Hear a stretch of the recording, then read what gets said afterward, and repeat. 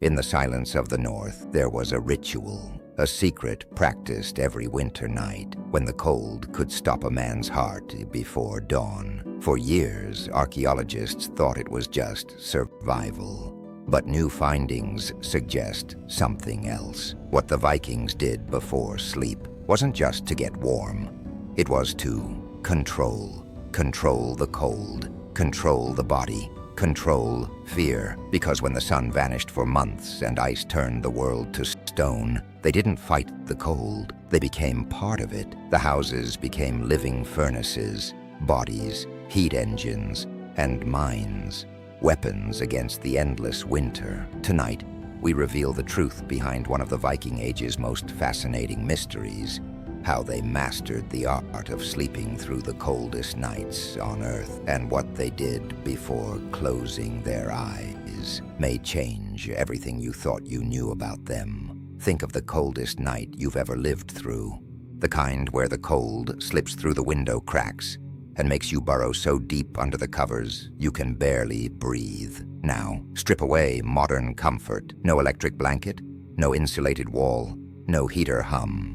The temperature plunges to 4 degrees below 0 Fahrenheit. The wind blows like a starving animal, howling against the wooden walls, and all that stands between you and the white abyss outside is a wall of wood, straw, and faith. This wasn't a trial of endurance. It was just another Monday in 9th century Scandinavia, while armies from supposedly more advanced civilizations froze to death in their stone castles. The Norse of Scandinavia were not merely surviving those nights, they were thriving and mastering them. So, how did they do it? What was the secret? It wasn't magic and it wasn't brute force. It was an ingenuity that let an entire family sleep in the frozen chaos and wake up alive. A knowledge of body, earth, and fire, so refined that modern science is only now beginning to understand it. They created what some traditions called the 3-layer sleep, a perfect combination of shelter, body temperature, and mind. An ancient knowledge passed from generation to generation that turned a simple frozen night into a choreography of survival, a balance so precise it let them sleep in conditions that would kill anyone else within hours. And you? Have you ever imagined falling asleep, knowing that if you miss a single detail, the cold will wake you for the last time? Tell me in the comments, because what comes next shows how every Viking night was a battle between body and ice. Now forget the horned helmets and the raging warrior image. The Vikings' true genius wasn't on the battlefield. It was in the silence of the nights. While the world slept or died of cold, they were mastering the art of staying alive. And it all began where the day ended, in bed. But before lying down, every Viking knew one thing: no body faces winter alone. The first shield against the cold wasn't skin nor fire. It was the house itself, the legendary longhouse, the warm heart of the North. Let's talk about the houses first, because there lay the first secret. The second, the one that truly kept them alive at night, you're about to discover.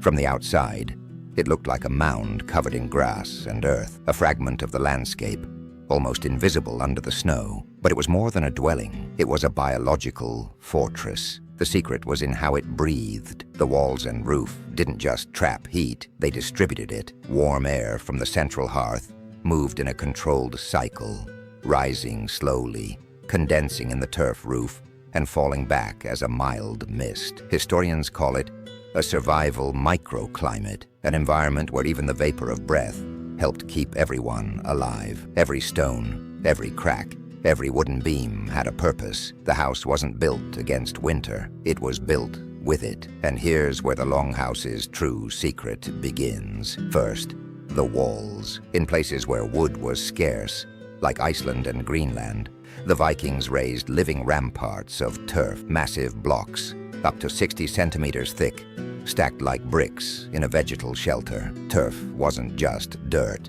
It was a dense mix of roots, moss, and organic matter, a natural insulator capable of storing the day's heat and releasing it slowly through the night. These walls rested on stone foundations, which kept the wood from rotting and blocked moisture and ground cold from the frozen soil.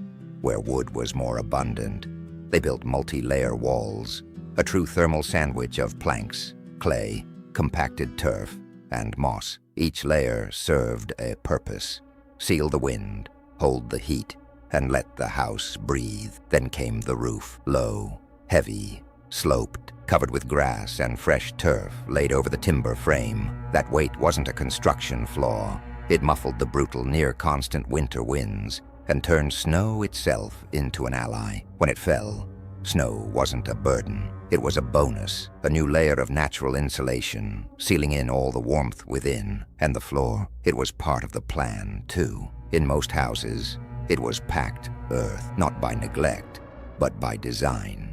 Many longhouses were partially dug into the ground, using the soil as a natural geothermal cloak that kept interiors up to 72 degrees Fahrenheit, warmer than the frozen air outside. But the pulsing heart of this warm cocoon was the central hearth, a long rectangular fire running down the hall for cooking, light, and heat. There was almost never a chimney. Instead, a small vent in the roof let some smoke escape. The rest hung between the rafters, forming a dense layer that acted as a smoke blanket, sealing in heat, and as a bonus, curing the meats hung aloft. Yes, the air was heavy. The smoke stung the eyes, but it was the price of survival.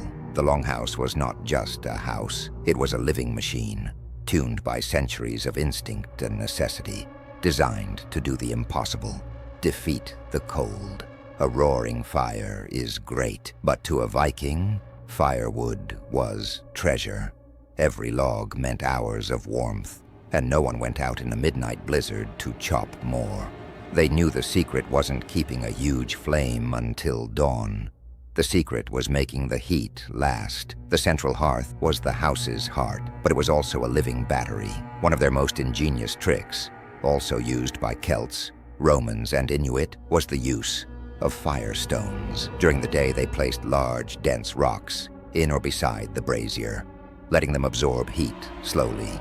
And when night fell, with the fire already low, they wrapped those stones in thick hides or woolen cloth and placed them under the sleeping platforms or at the foot of the bed. They were the hot water bottles of the Iron Age, radiating soft, steady warmth through the deadliest hours before dawn. Simple, silent, brilliant, but they went further. The Vikings also mastered the art of putting the fire to sleep. Before lying down, they raked the embers into a tight mound and covered it with a thick layer of ash. Oxygen dropped, the flames died, but the fire's heart stayed alive, hidden beneath the ash like an animal breathing slow. At sunrise, a single breath, a dry twig, and the house burned again. Nothing was wasted. Not heat, not time, but there was something else. Something no fire, hide, or wall could fully explain. A trick so strange and effective, it was mistaken for superstition for centuries. Before silence settled over the house, there was a final gesture, a small ritual marking the end of day and the beginning of night. At the longhouse's center, by the fire, women and elders laid dried herbs on the coals: juniper, heather, reindeer lichen, and sometimes birch leaves mixed with animal fat. The fire crackled low, and a bitter, dense perfume filled the air. Smoke rose slowly, thick and alive, dancing among the soot-blackened rafters. It wasn't just incense, it was protection. Those herbs released oils and resins that moistened the air, keeping lungs humid and open in a climate that dried the body from within. Juniper, especially, was considered purifying. They said its smoke kept the cold spirit outside. As the smoke climbed, the fire quieted, voices faded, shadows trembled on the walls, and the house, little by little, fell asleep, like a living being breathing with those who lived inside it. It was the moment when warmth stopped being only physical.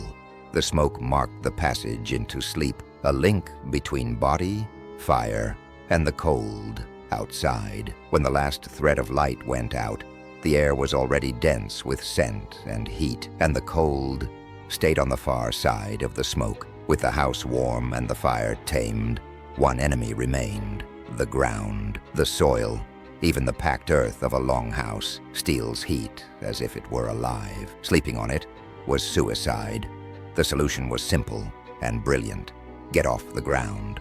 Along the walls they built wooden platforms, benches and work tables by day, beds by night. That elevation created an air gap between body and cold, breaking contact with the frozen earth and keeping warmth for much longer. For household heads, there was something more elaborate: the bed box, a small wooden compartment with heavy curtains where one's own exhaled breath warmed the air. In minutes, it formed a personal microclimate, a heat cocoon, and as a bonus, a rare moment of privacy.